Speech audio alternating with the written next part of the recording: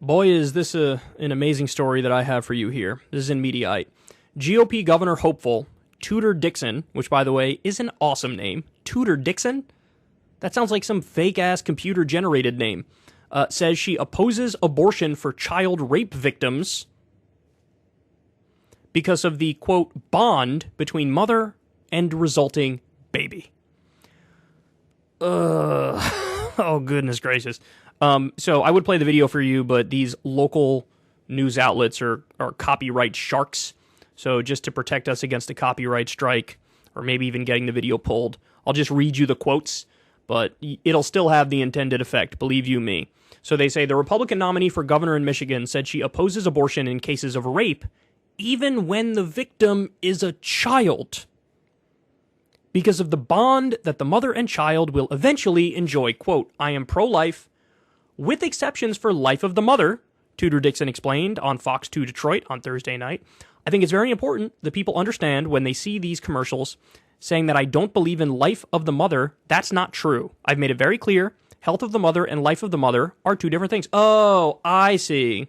So, like, if the mother's definitely going to die, then you allow it. But if the mother's only like 50% chance she's going to die, bitch, suck it up. Have the baby. Ugh.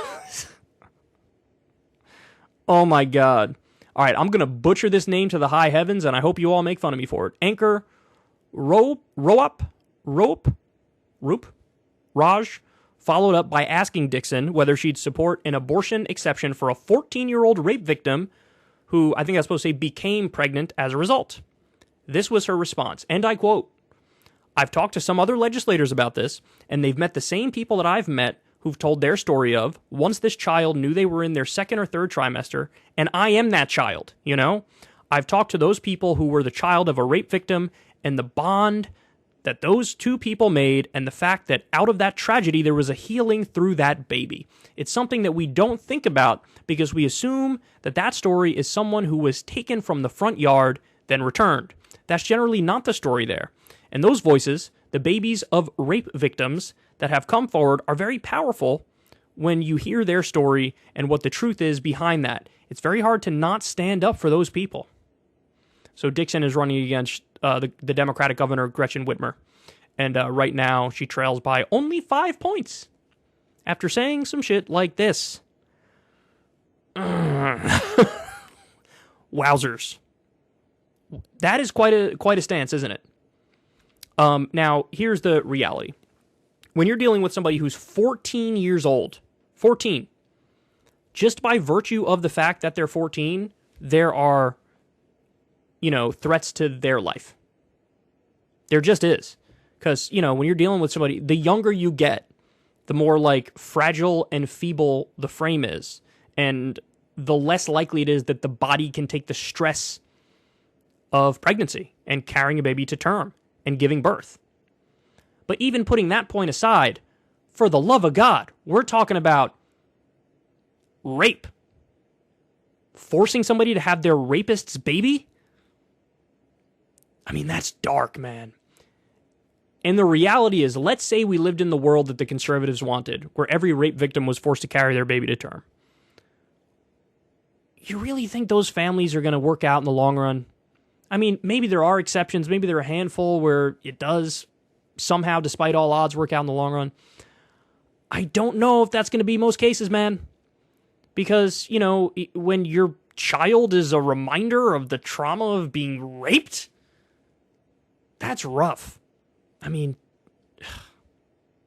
it's not good for anybody involved in the situation. It's just not.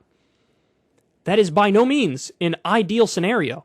And by the way, these are the same people who would force the baby to be born and then pull the rug out from underneath any family when it comes to material support and economic support moving forward. Does this Republican support paid maternity leave, paid paternity leave, paid vacation time, paid sick time, in an extension of the child tax credit? Literally any policy that is actually pro-family in the sense that it materially supports for families. No, they support none of those things. So effectively, they want to force a woman to give birth to her rapist's baby and also provide them zero material support to make that possible. There was a story that just came out of Florida.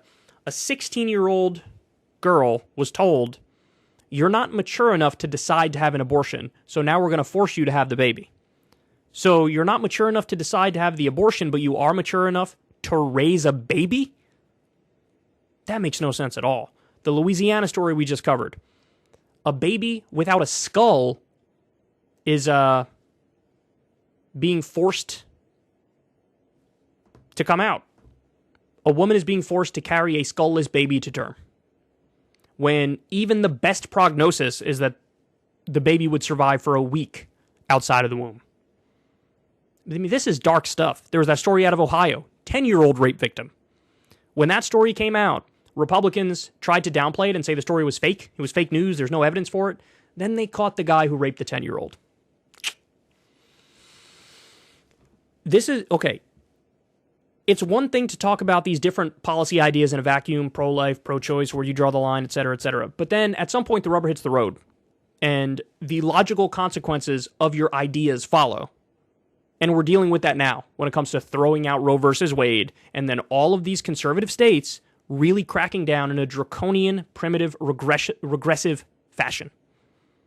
That's what this is. And make no mistake about it. I mean, Mike Pence came out and said it. He was like, if we gain control of the government, we want to do a national abortion ban. So right now the way it works is each individual state can make their own laws, right? And the red states are saying, we're going to ban abortion or make the line very early or whatever. Mike Pence says, no, I want a national abortion ban. So the blue states couldn't even be havens for people in the red states to escape to get the health care they need. Nope. That's what they want to do. They're telling you that's what they want to do. So,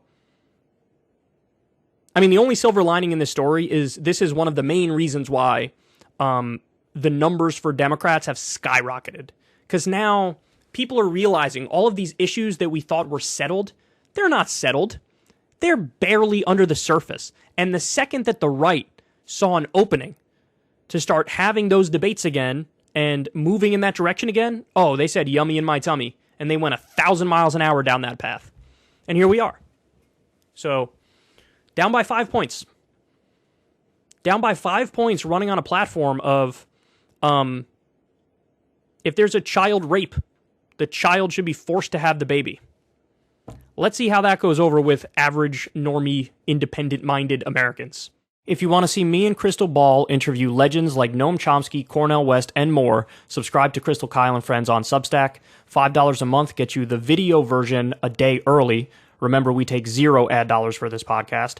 Or you can sign up on Substack for free and get the audio version a day later. Link in the video description box below.